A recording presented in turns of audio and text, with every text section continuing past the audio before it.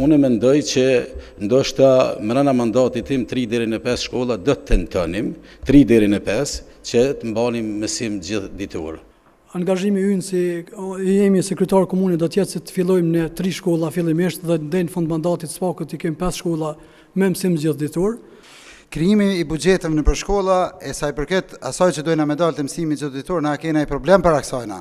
Do të me kry një herë mësimin në një ndrim, se i kemi edhe nënde shkolla që punojnë me 2 ndrime, e kur s'kena rrymë, që na shpesh s'kena rrymë me ka 12 orë, ata mas dite i majnë orë ka 20 minuta.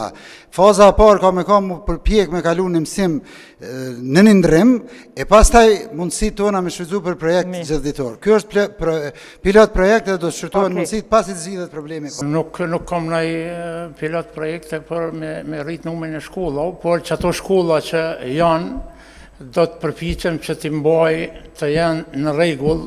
Unë do të tentoj që të filloj me një pilot projekt me 3 shkolla, sepse është problem edhe që është e kuzhinës që nuk kemi në Malishev. Ne mund të themi do të kemi mësim gjithë ditor, po ti nëse nuk ke ushqim tu dërgosh fëmijëve në shkollë, si do ta bësh atë?